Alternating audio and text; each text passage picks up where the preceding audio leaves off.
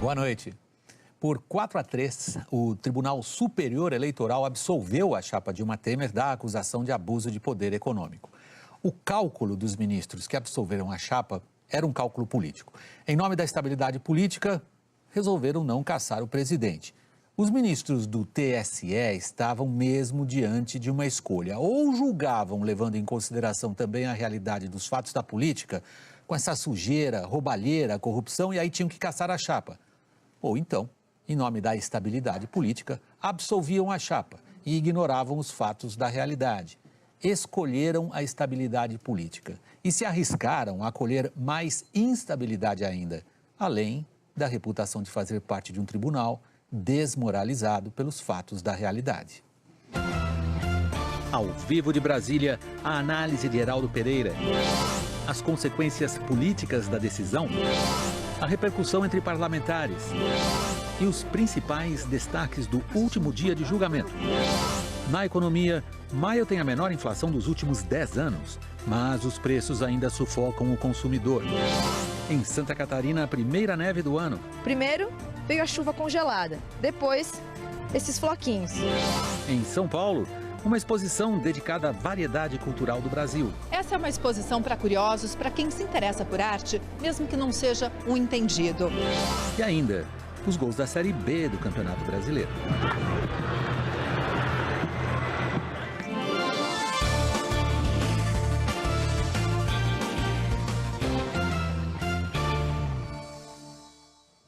Em nome, sobretudo, da estabilidade política, o Tribunal Superior Eleitoral recusou-se a caçar a chapa Dilma Temer, que era acusada de abuso de poder econômico e uso de dinheiro sujo na campanha presidencial de 2014. Nós preparamos um brevíssimo resumo dos principais fatos, na verdade, um grande fato só, que foi essa votação de 4-3. Vocês encontram aqui nas cores verdes os ministros do Tribunal Superior Eleitoral que votaram pela absolvição da chapa, Tarcísio Vieira, Napoleão Nunes Maia Filho, o presidente do tribunal, Gilmar Mendes, e ali no canto, Admar Gonzaga. Os que votaram pela cassação da chapa foram o relator Herman Benjamin, o ministro do STF, Luiz Fux, e também do STF, a ministra Rosa Weber. O julgamento é importante não só pelo resultado, é obviamente importante o resultado desse tipo e as consequências que esse resultado traz para o governo, entre outros. Fala-se tanto da judicialização da política, esse julgamento, eu diria, é um bom exemplo da politização da justiça. Vamos ao vivo a Brasília conversar com Heraldo Pereira. Boa noite, Heraldo. Na minha interpretação, Heraldo, prevaleceu nos votos pela absolvição, sobretudo no voto, foi muito claro isso no voto do ministro Gilmar Mendes, a postura, o raciocínio de absolver para preservar a estabilidade política e o funcionamento das instituições. Agora, como todo cálculo político, isso aí é uma aposta. Esta foi a mensagem no tribunal. Antes de irmos ao fato, boa noite, William, boa noite especialmente a você, que para nós, o Jornal da Globo, é sempre sinal de prestígio com a sua audiência. Se esse julgamento era histórico, e era, a decisão tem um peso proporcional. Afinal, pela primeira vez, o TSE julgou a possível cassação de diplomas conquistados numa disputa presidencial. O perdedor do pleito, o PSDB, reivindicava a vaga do ganhador, PT-PMDB. Foi um veredito de quem tem competência para a causa, a Corte Superior Eleitoral. E mais, o resultado, por ser de um órgão colegiado, é de todos os ministros. A decisão de um órgão assim não tem vencedores ou vencidos. Trata-se de um julgado de um órgão que, na prática, não entendeu provada a infração eleitoral e que, por isso, manteve Michel Temer como presidente da República. Prevaleceu o entendimento de que a ação eleitoral tem prazo para ser proposta e objeto de investigação delimitado. Em linguagem técnico-jurídica, há de se ter pedido específico, o que se quer, e causa de pedir, o porquê se quer. Essas premissas já vinham sendo indicadas nas manifestações da maioria dos ministros. Quando se chegou perto do fecho do julgamento, pouco antes de proferidos os votos, depois do relator Herman Benjamin, um pedido de impedimento do ministro Admar Gonzaga, o mais recente da Corte, foi apresentado pelo Ministério Público. houve surpresa no tribunal, seguida de grande reação dos ministros e de uma decisão unânime. Sua Excelência, o ministro Edmar Gonzaga, figurou como advogado da senhora Dilma Rousseff, inclusive consta da prestação de contas relativas à campanha presidencial de 2010, a remuneração pelos serviços prestados à Sua Excelência na condição de advogado. E por essas razões, então, senhor presidente, considerando o disposto no artigo 144, inciso 1º, e tendo em vista essa relação de trato sucessivo, repito, o processo se encontra, portanto, deve ser visto na sua largueza necessária, e essa é a razão pela qual o Ministério Público argue o impedimento de Sua Excelência. Eu entendo as razões do Ministério Público, entendo, inclusive, que Sua Excelência poderia ter arguído isso antes, mas, de toda sorte, no momento agora do julgamento, não há nenhuma contaminação por impedimento, tendo em vista que a discussão aqui, além, evidentemente, da matéria fática, vai ser uma discussão estritamente jurídica à luz do voto do relator. Eu também rejeito liminarmente a proposta do vice-procurador-geral e Vossa Excelência não votou. Acho que Não, você fez a sua parte. o Ministério Público tem que se pautar também pelo princípio da lealdade processual. Ele não pode surpreender o tribunal. Esse fato não é conhecido do Ministério Público neste momento. É preciso que o Ministério Público assuma o seu papel e respeite o tribunal. É preciso, não se pode agir coagindo o tribunal ou fazendo jogo de mídia. Nunca faltei com respeito para com o tribunal, senhor presidente. O fato apareceu no voto do relator na manhã de hoje. Nunca faltei com a consideração e respeito devidos ao tribunal. Sempre atuei baseado no princípio da lealdade institucional. Sempre atuarei baseado no princípio da lealdade institucional. E é bom que seja assim. E é bom que seja assim. Sempre será. Rejeitado por unanimidade o pedido do Ministério Público, outro momento de tensão. Envolveu o ministro Napoleão Nunes Maia Filho, que seria o segundo a votar. Foi publicado num site de notícias que um homem misterioso tinha sido barrado no tribunal e tentou forçar a entrada para entregar um envelope ao ministro. O magistrado disse tratar-se do filho dele com fotos da neta no envelope, barrado por estar sem terno e gravata. Napoleão Maia também protestou contra notícias, àquela altura, veiculadas sobre uma suposta delação de gente da empreiteira OAS envolvendo o nome dele. Presidente, Vossa Excelência vai me perdoar, o tribunal vai me perdoar a minha indignação, a minha revolta, a minha veemência e o perigo que corro aqui de descambar para palavras que não devo dizer com relação a essas pessoas. Olha, se isto não terminar, o final não será bom. Todos nós estamos sujeitos ao alcance dessas pessoas. Publica o que quiser com quem quiser. E aí, o sujeito fica indefeso diante disso? Com a medida com que me medem, serão medidos. E sobre ele desabe a ira do profeta. É uma anátema islâmica. A ira do profeta, não vou dizer o que é. Eu vou fazer um gesto do que é a ira do profeta. É o que eu desejo.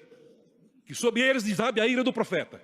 Vossa Excelência tem toda a solidariedade do tribunal. Nós reconhecemos a sua plena integridade, como reconhecemos a plena integridade de todos os colegas, inclusive do ministro Admar, que acaba de ter seu impedimento suscitado pelo Ministério Público. Eu acho que esse tipo de prática, doutor Nicolau, contribui para esse tipo de ambiente que se está criando. São duas coisas totalmente diferentes. Não são diferentes porque o Ministério... Porque esses vazamentos que se fazem, sabe-se de onde vêm. Se conhece bem a fonte e tem se alimentado de um modelo de chantagem para o judiciário. E isso precisa ser encerrado. Geraldo, é bastante grave o que aconteceu ali, né? Nós estamos mostrando para o público o julgamento de uma chapa e dos trechos que você separou, surge uma óbvia tensão entre um representante importante do judiciário, como o ministro Gilmar Mendes, e o Ministério Público, em duas situações diferentes, é uma tensão muito forte. Nessa última, então, ele vai ao ponto de sugerir que vazamentos que prejudicam a reputação de muita gente têm uma fonte clara. Está na cara para todo mundo que fonte o Gilmar Mendes acha que é. Agora, tem outra questão grave também envolvida aí, que veio à tona, subiu mais ainda no tribunal, nesse processo que você está cobrindo para nós, Heraldo, que é como que os ministros encaram o uso de delações premiadas. É uma das principais ferramentas do Ministério Público. William, este é um dos temas de fundo, penso eu, da decisão tomada pelo tribunal. A gente tem dito aqui no Jornal da Globo, com base no texto literal da Lei de Colaboração, que a delação por ela mesma não significa tudo. Eu lembro que o saudoso ministro Teori Zavascki, quando relator da Lava Jato no Supremo Tribunal Federal, sempre alertava que mesmo a homologação de um acordo não implicava em qualquer juízo de valor. É preciso que a palavra do delator leve a provas, senão, dá em nada. No julgamento da chapa Dilma Temer, o TSE reafirmou esta orientação. A Corte entendeu que uma ação, além de ter prazo, pedido e razão do pedido, não pode ser influenciada pelos conteúdos do que mais tarde dependem de prova e esses conteúdos são informados por réus colaboradores. Era o caso dos depoimentos de Marcelo Odebrecht, de executivos das empresas dele e de outros delatores que depuseram ao ministro Herman Benjamin como testemunhas a pedido do Ministério Público, quando a instrução processual teve de ser reaberta. Vamos então a trechos do debate na votação. Ficou realmente demonstrado um esquema duradouro de distribuição de recursos ilícitos oriundos de percentuais sobre contratos celebrados com a Petrobras, mas não ficou comprovado de forma cabal o incremento direto na campanha de 2014, pois além de apenas 2 testemunhas, cujos depoimentos devem ser examinados com a cautela devida, terem feito afirmações nesse sentido, o conjunto probatório aponta para um favorecimento de diversas agremiações políticas, entre as quais o PT e o PMDB. As declarações de Marcelo Odebrecht não têm correlação, nem mesmo indireta, com a alegação narrada na inicial e hora apreciada. Ainda que a tese da representante seja plausível, presumível, até, não se pode afirmar categoricamente que recursos saíram ilicitamente de contratos com a Petrobras, foram repassados a partidos políticos, aportaram necessariamente na campanha de 2014. Mesmo se dando a delatores confessos esse crédito de que estou falando a verdade, mesmo assim, todas essas provas mostram a ocorrência de crimes que já estão sendo processados, ministro Veciani, estão sendo processados na vara competente, na mão de um juiz rigoroso, a qual nada escapa. Os delatores passaram por uma apoteose e se tornaram paladinos da verdade. As delações têm de ser confirmadas, têm de ser provadas, têm de ser reiteradas, têm de ser continuamente sublinhadas pelo delator, sob pena de ele perder os benefícios. Eu me pergunto, será que eu, como magistrado, que vou julgar uma causa agora, com esse conjunto, com esse quadro sem retoques de ilegalidades, de infrações, eu vou me sentir confortável de usar, com a devida vênia, o instrumento processual para não encarar a realidade? A resposta para mim é absolutamente negativa. Eu não teria a paz necessária que deve ter um magistrado se eu pudesse não afrontar esses fatos. Além de todos os fatos e circunstâncias já descritos pelo ministro relator, com os quais eu concordo, tal fartura de dinheiro, obviamente, causou inegável desequilíbrio em favor da coligação vitoriosa, embora, não digo eu, não sei, se em detrimento da segunda chapa, da chapa requerente. A esta altura, o placar já estava 3-3. Foi quando o ministro Gilmar Mendes votou para desempatar. Ele ressaltou a necessidade de estabilização do processo eleitoral, além das questões de direito material eleitoral e também processual do caso. Vamos ouvir trecho do voto. Não se substitui um presidente da República a toda hora, ainda que se queira.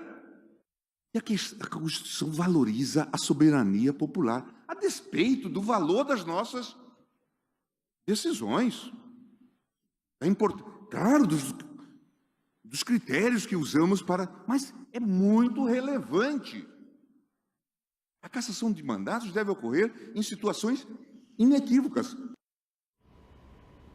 O resultado do julgamento 4-3, que manteve o presidente Temer no cargo, foi proclamado ao final do julgamento. O ministro Napoleão Nunes Maia Filho será o encarregado da publicação do que foi decidido. E só depois dela, em caso de obscuridade e contradição, caberia recurso ao TSE. E, se comprovada a ofensa à Constituição, o caso poderia ir ao Supremo Tribunal Federal. São hipóteses que vão levar meses a fio para serem concretizadas ou não. William Vac. Muito obrigado, Heraldo. Boa noite para você em Brasília. A absolvição da chapa estava no cálculo dos principais agentes políticos lá na capital, não foi surpresa para ninguém. Mesmo assim, criou-se uma nova realidade política, ainda que os mesmos fatores continuem em jogo. Como faz um governo fragilizado para se sustentar? Lá em Brasília, a repórter Geisa Duarte acompanhou os momentos pós-julgamento no TSE, traz para nós o mais relevante ao vivo. Boa noite, Geisa. Boa noite, William. Boa noite a todos. O governo Temer comemorou, claro. O presidente acompanhou o julgamento aqui no Palácio do Planalto. E assim que a sessão terminou, o porta-voz da presidência, Alexandre Parola, foi falar com jornalistas. Ele disse que o presidente Michel Temer recebeu a decisão do TSE como um sinal de que as instituições nacionais continuam garantindo o bom funcionamento da democracia. Houve amplo debate e prevaleceu a justiça, de forma plena e absoluta. O judiciário se manifestou de modo independente. Cada um de nós acatará, com sobriedade, humildade e respeito, a decisão do TSE. Como chefe do Executivo, o presidente da República seguirá, em parceria com o Congresso Nacional, honrando o seu compromisso de trabalhar para que o Brasil retorne ao caminho do desenvolvimento e do crescimento com mais oportunidades para todos. No Congresso, os partidos aliados reagiram com um misto de alívio e comemoração. O vice-líder do governo, o deputado Beto Mansur, disse que o presidente Temer venceu uma etapa importante, tirou uma pedra do caminho e que agora precisa retomar a pauta de votações no Congresso. Já a oposição disse que essa decisão do TSE deu só um suspiro para o governo do presidente Temer, mas que a crise continua, porque vem por aí, continua agora o problema, com um inquérito aberto contra o presidente lá no Supremo Tribunal Federal. É lógico que você tem um problema de crise política que ela não se encerra com a decisão do Tribunal Superior Eleitoral favorável ao presidente Michel Temer. Mas é lógico que é uma pedra no caminho que nós temos que tirar e tiramos. Você tem a questão que envolve a denúncia do procurador Janot contra o presidente da República, que vai vir para a Câmara dos Deputados. Então, tudo isso gera crise política. E a gente tem que ir enfrentando, logicamente, respeitando o que diz a própria Constituição brasileira. Eu acho que vai ser muito difícil para o governo barrar a denúncia da Procuradoria. A denúncia da Procuradoria ela vem forte porque ela se baseia em fatos concretos, em gravações, em delações, em provas que são insofismáveis. Portanto, acho difícil o governo sobreviver. Vai tentar resistir, mas acho difícil sobreviver. Olha, na seara política, o principal desafio do governo do presidente Temer a partir de agora é tentar manter seu principal aliado no barco. O PSDB vai fazer uma reunião na próxima segunda-feira para decidir se continua ou não no governo. E há pressões pelo rompimento. Essas pressões vêm principalmente da Câmara dos Deputados, mas não vêm só de lá, não. Eu conversei com um dos aliados do governo que disse que esse final de semana vai ser tempo para conversar, para procurar lideranças tucanas, para tentar diminuir a força desse grupo que quer o rompimento. William?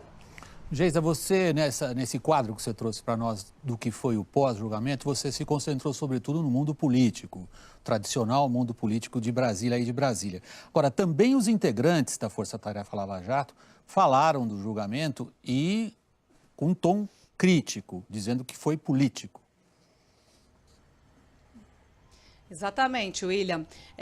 O procurador da Força Tarefa da Lava Jato, Deltan Dallagnol, falou sobre o resultado dessa sessão aí do TSE, do julgamento, agora há pouco numa palestra que ele fez lá em Curitiba, e foi bem duro. Ele disse que no julgamento houve votos por interesse.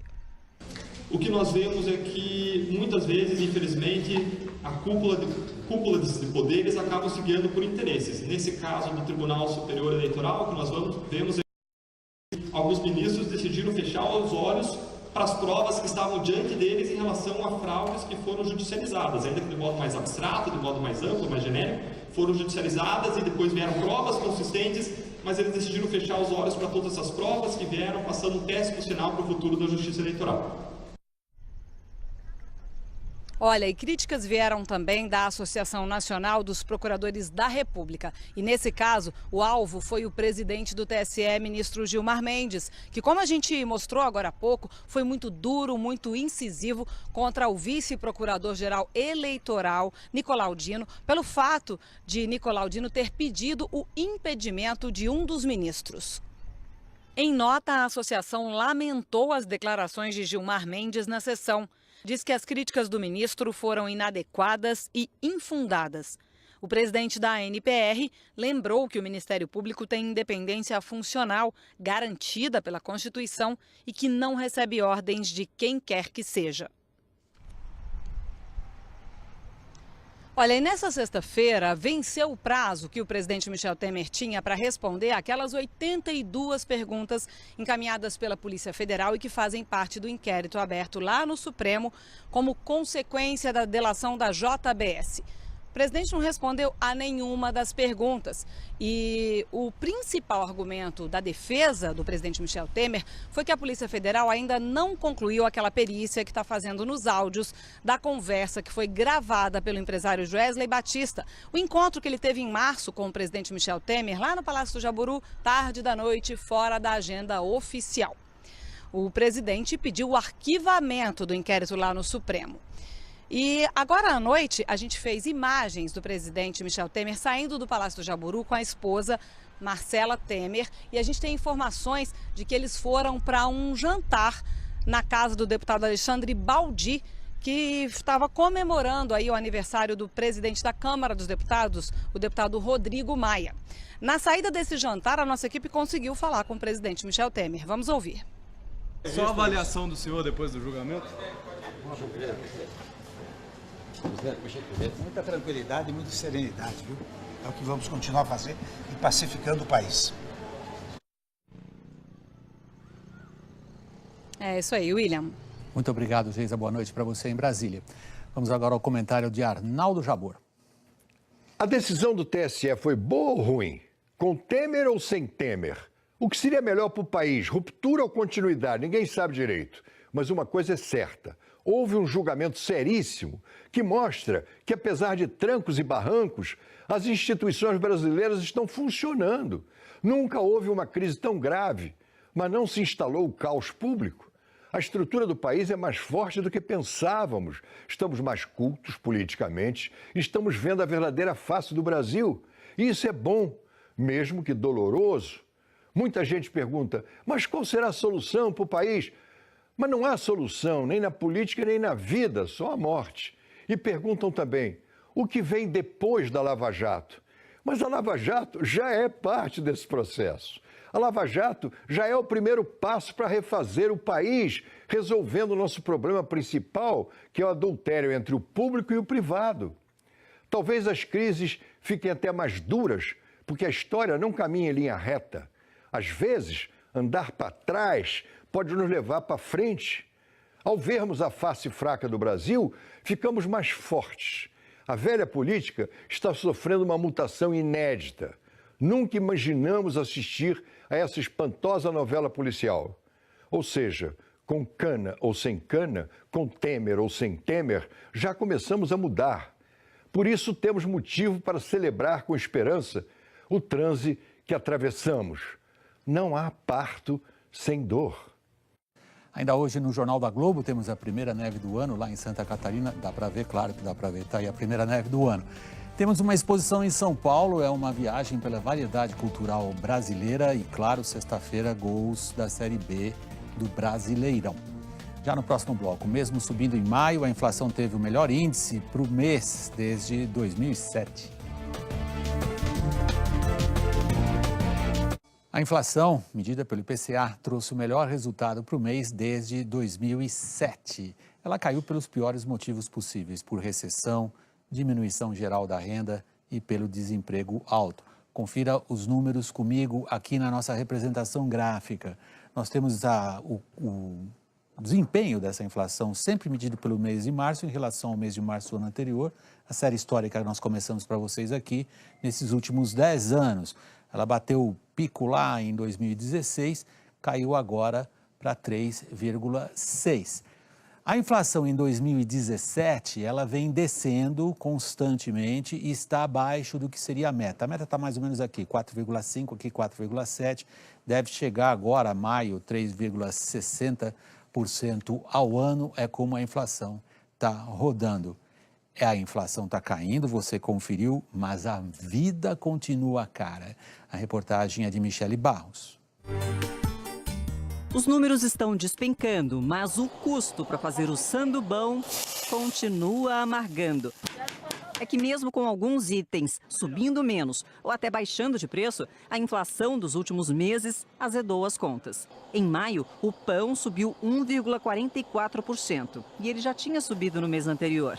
O tomate deu um respiro, foi menos 3,14% em maio. Só que ele estava numa toada de crescimento tão acelerado que essa queda aí está longe de compensar os 29% de alta em abril.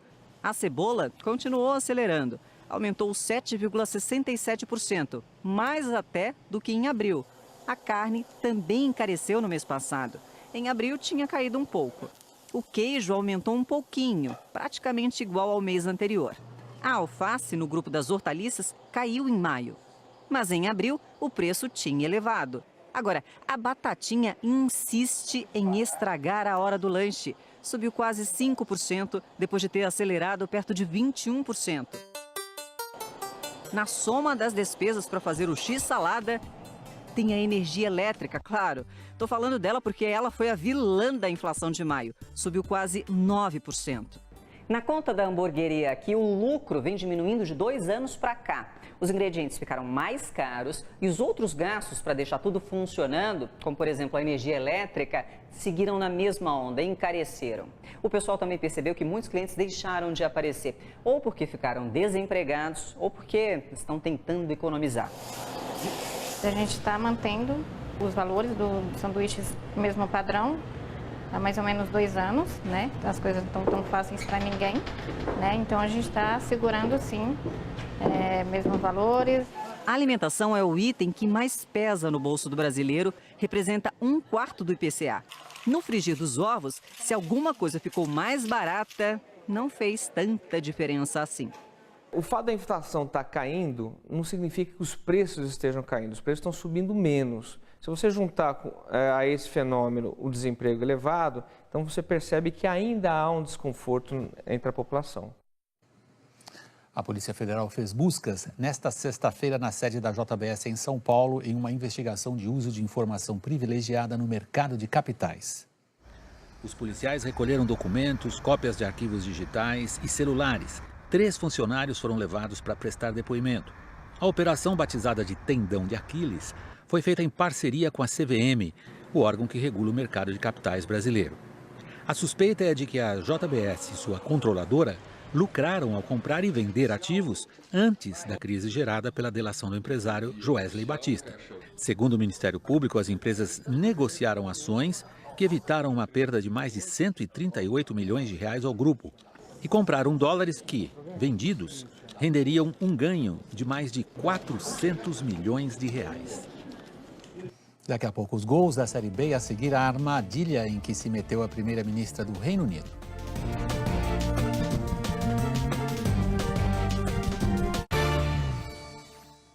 As investigações no Congresso dos Estados Unidos sobre os laços da equipe de campanha de Donald Trump com os russos avançaram hoje, enquanto o presidente partia para cima do ex-diretor do FBI, que o tinha chamado de mentiroso no Senado. Vamos a Nova York conversar ao vivo com o correspondente Jorge Pontual. Pontual, você ontem mesmo aqui no Jornal da Globo dizia, olha, os advogados conseguiram segurar o Trump. Foi logo depois que o diretor demitido do FBI foi prestar depoimento. Você disse, segurar o homem, ele não pegou no Twitter. Os advogados deixaram ele vir a público hoje, foi isso? Boa noite, William. Boa noite a todos. Os advogados conseguiram que Trump ficasse 46 horas sem twittar, o período mais longo fora do Twitter desde a posse, um recorde. Mas o presidente não aguentou. Seus dedos curtinhos coçavam e às 6 da manhã desta sexta-feira ele acordou e tuitou. Apesar de tantas declarações falsas e mentiras, fui vingado total e completamente. E uau, Comey é um vazador. Traduzindo, primeiro, Trump acusa o ex-diretor do FBI de ter mentido e inventado frases que Trump nega ter dito. Segundo, Comey disse no Senado que Trump não mandou parar a investigação sobre a cumplicidade da campanha dele com Vladimir Putin e que Trump não está sendo investigado, ou seja, inocentou o presidente. E, por fim, Comey confessou que ele mesmo vazou para o New York Times, através de um amigo, o memorando em que acusa Trump. O presidente está partindo para o ataque, o que para ele sempre foi a melhor defesa. O advogado dele anunciou que vai pedir ao Departamento de Justiça que investigue o vazamento de Comey, que seria ilegal.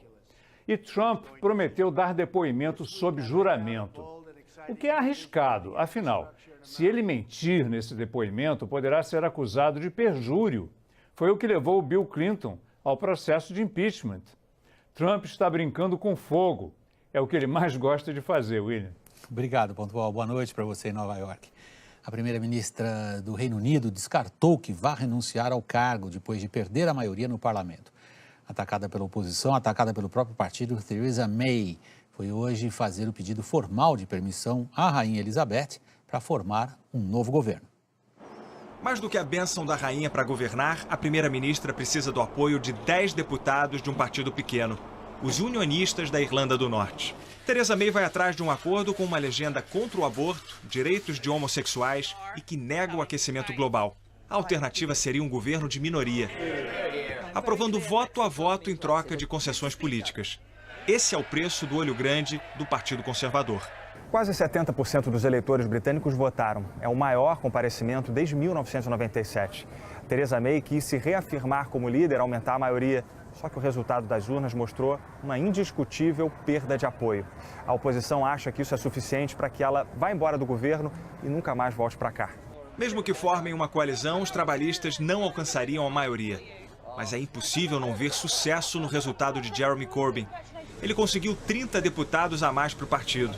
Os trabalhistas agora acreditam que ele poderia manter o ritmo numa nova eleição. Já os conservadores não têm a mesma fé em Theresa May. A imprensa britânica conta 140 deputados que conspiram contra ela. Os caciques do partido, Boris Johnson, Amber Rudd e Philip Hammond, hoje são ministros e potenciais sucessores. O enfraquecimento da primeira-ministra praticamente enterra os planos de um hard Brexit. Barrar a imigração de europeus, nem que o Reino Unido perca a livre circulação de mercadorias. Autoridades da União Europeia declararam que o governo britânico fraco aumenta a chance de um acordo ruim para ambas as partes. Theresa May se enrolou num nó político há 10 dias do começo das negociações. Ainda hoje, a neve em Santa Catarina e a seguir os Jogos da Noite na Série B.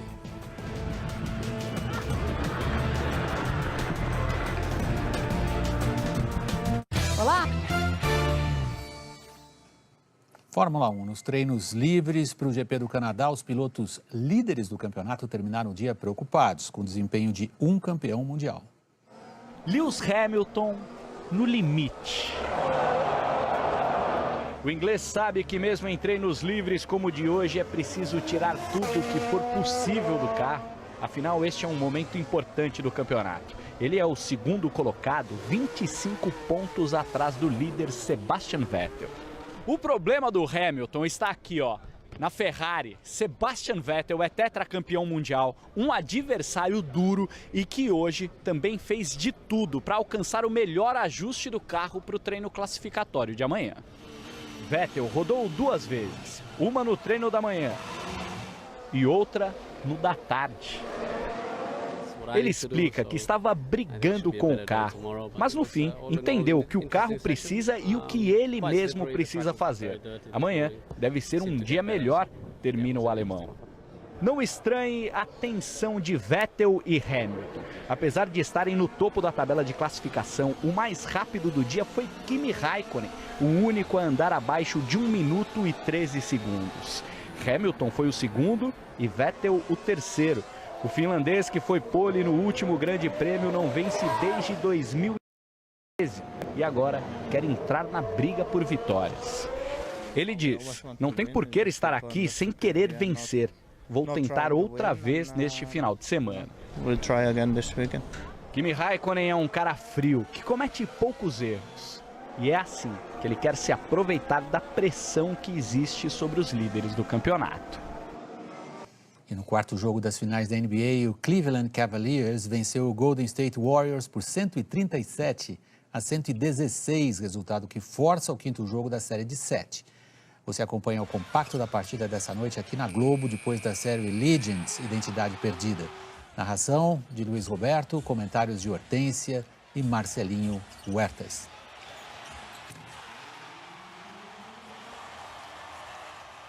Futebol. Os gols da sexta-feira pela Série B.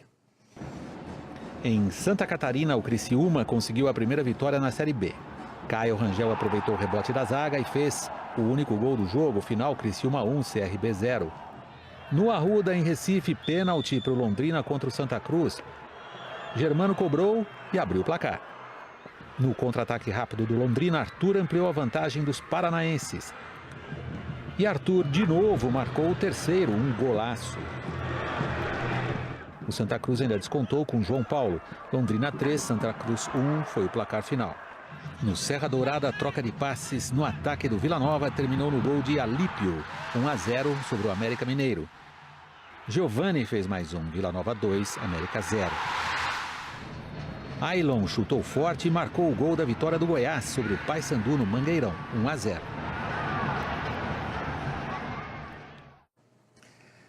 Temperaturas, logo a seguir você vai ver, as temperaturas despencam no sul do país e até nevou em Santa Catarina. A previsão se confirmou, caiu neve nesta sexta-feira, foi na Serra Catarinense e foi a primeira do ano para o país inteiro. O som era assustador, é verdade, mas valia o espetáculo. Os primeiros flocos caíram no início da tarde no Morro da Antena, em Urupema. Pouco tempo depois, já dava para ver a paisagem toda branquinha. Aqui, ó. Nevando em Urubici, dia 9 de junho. Foi só ela aparecer em Urupema que o frio chegou com força na cidade vizinha, São Joaquim. Nas últimas 2 horas, a temperatura despencou de 7 para 1 grau. O frio, combinado com a umidade, criou a condição perfeita para a neve. Primeiro, veio a chuva congelada. Depois, esses floquinhos. Eles acumulam fácil. Eu gostei porque dá de fazer boneco de neve. O Morro da Igreja, em Urubici, um dos pontos mais altos da serra, foi o lugar mais gelado hoje, 2,6 graus. Mas nada de reclamar do pé frio quando se há um tremendo pé quente. Afinal, estar aqui e ver tudo isso tão de pertinho é ou não é uma questão de sorte? A nevasca nas cidades da Serra Catarinense durou cerca de 40 minutos, tempo suficiente para o povo comemorar. Imagina então a curiosidade de quem só pode sentir esses pontinhos gelados. Eu enxerguei até os 21 anos, né? Então eu conseguia ver na televisão, mas nunca tinha sentido a neve, assim. Né? Teve gente que gostou tanto que aproveitou até para sentir o gostinho. Sobre o sabor? Que gosto tem essa neve? De felicidade. Uma viagem no tempo pela arte brasileira. É a exposição de 750 obras de artistas brasileiros que está na Orca, no Parque do Ibirapuera, em São Paulo.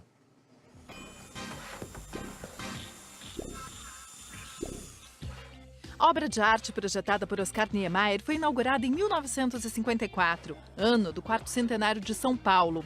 Foi quando Germán Lorca registrou essa imagem. Vamos levar um modelo para mostrar a diferença da época, né? Da minha avó, que era já tinha 90 anos quase, e o meu filho, que tinha 3 anos, para fazer uma comparação entre o moderno e o antigo. Aí deu certo, eles gostaram muito e ela fez talvez algum sucesso. É uma das obras da exposição Modos de Ver o Brasil. E São Paulo, como anfitriã da mostra, dá as boas-vindas bem no início da visita. Para os paulistas é um pouco mostrar, olha as visões da sua cidade, né? E para o visitante de fora, vejam a nossa cidade como lhe recebe. Estão aqui registros de uma época que nenhum de nós viveu, quando o centro da cidade, por exemplo, ainda era uma região bucólica. E imagens de hoje, que todos conhecemos. Você consegue pegar referências, né, daquela São Paulo antiga e você consegue dimensionar na São Paulo de hoje. Você vê que muita coisa mudou, mas não perdeu a sua essência. E a essência do Largo de São Francisco, em 1862, foi reproduzida em grãos de café na obra de Vic Muniz. A exposição, que fala de Brasil, avança pelos 4 pisos da Oca, com uma variedade de artistas, estilos e temas. Eu estou começando só e já estou super emocionada. As 750 peças dessa mostra foram escolhidas dentro de um acervo de 15 mil obras. Aqui está, por exemplo, uma Nossa Senhora das Dores de Aleijadinho, uma versão em menor escala dos cavalos do Monumento às Bandeiras, de Vitor Brecheret, e imagens que recontam o nosso passado e ajudam até os estrangeiros a entender um pouco desse Brasil. Incrível! É legal ver os diferentes tipos de arte do período colonial até hoje. Você aprende muito sobre o país, a história e os aspectos culturais. Tem também exemplos da pop art brasileira, esculturas que fazem a gente questionar a relação que temos com o outro, obras que mexem com a razão e com a emoção. Muitos desses artistas modernos e contemporâneos que ocupam a Oca até agosto já são clássicos brasileiros.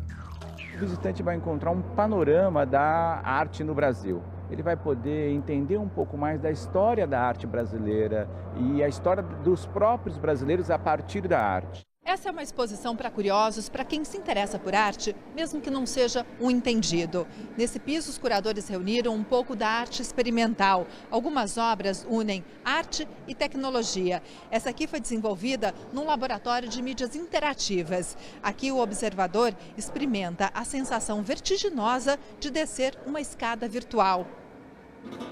E o que você sentiria datilografando nessa máquina? O artista contemporâneo, ele lança enigmas, mas enigmas que as pessoas podem interpretar, está dentro delas interpretar.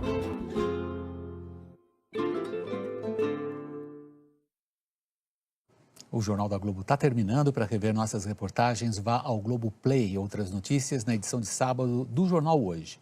Assista agora ao programa Conversa com Bial, depois tem o último episódio da série Legends, Identidade Perdida, e na sequência, o jogo da NBA, Golden State Warriors contra o Cleveland Cavaliers. Boa noite, bom fim de semana. A gente está de volta segunda. Até lá.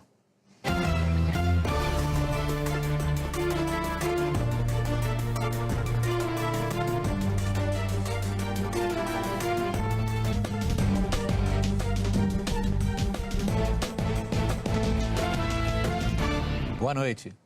Por 4-3, o Tribunal Superior Eleitoral absolveu a chapa Dilma Temer da acusação de abuso de poder econômico. O cálculo dos ministros que absolveram a chapa era um cálculo político. Em nome da estabilidade política, resolveram não caçar o presidente.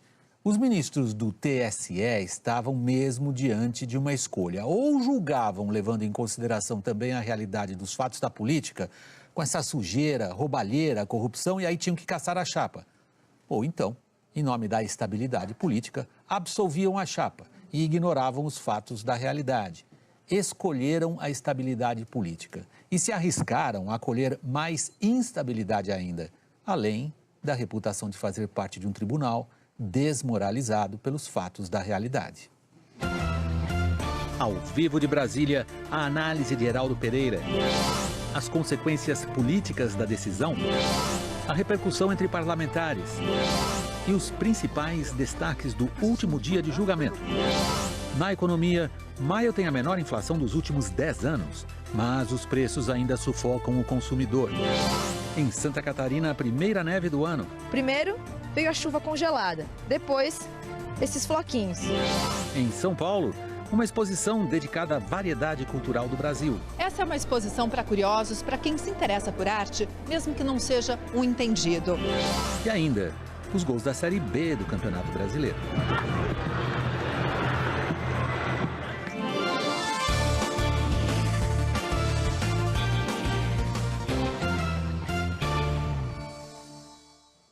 Em nome, sobretudo, da estabilidade política, o Tribunal Superior Eleitoral recusou-se a cassar a chapa Dilma Temer, que era acusada de abuso de poder econômico e uso de dinheiro sujo na campanha presidencial de 2014. Nós preparamos um brevíssimo resumo dos principais fatos. Na verdade, um grande fato só, que foi essa votação de 4-3. Vocês encontram aqui nas cores verdes os ministros do Tribunal Superior Eleitoral que votaram pela absolvição da chapa, Tarcísio Vieira, Napoleão Nunes Maia Filho, o presidente do tribunal, Gilmar Mendes, e ali no canto, Admar Gonzaga. Os que votaram pela cassação da chapa foram o relator Herman Benjamin, o ministro do STF, Luiz Fux, e também do STF, a ministra Rosa Weber. O julgamento é importante não só pelo resultado, é obviamente importante o resultado desse tipo e as consequências que esse resultado traz para o governo, entre outros. Fala-se tanto da judicialização da política, esse julgamento, eu diria, é um bom exemplo da politização da justiça. Vamos ao vivo a Brasília conversar com Heraldo Pereira. Boa noite, Heraldo. Na minha interpretação, Heraldo, prevaleceu nos votos pela absolvição, sobretudo no voto, foi muito claro isso no voto do ministro Gilmar Mendes, a postura, o raciocínio de absolver para preservar a estabilidade política e o funcionamento das instituições. Agora, como todo cálculo político, isso aí é uma aposta. Esta foi a mensagem no tribunal. Antes de irmos ao fato, boa noite, William, boa noite especialmente a você, que para nós do Jornal da Globo é sempre sinal de prestígio com a sua audiência. Se esse julgamento era histórico, e era, a decisão tem um peso proporcional. Afinal, pela primeira vez, o TSE julgou a possível cassação de diplomas conquistados numa disputa presidencial. O perdedor do pleito, o PSDB, reivindicava a vaga do ganhador, PT-PMDB. Foi um veredito de quem tem competência para a causa, a Corte Superior Eleitoral. E mais, o resultado, por ser de um órgão colegiado, é de todos os ministros. A decisão de um órgão assim não tem vencedores ou vencidos. Trata-se de um julgado de um órgão que, na prática, não entendeu provada a infração eleitoral e que, por isso, manteve Michel Temer como presidente da República.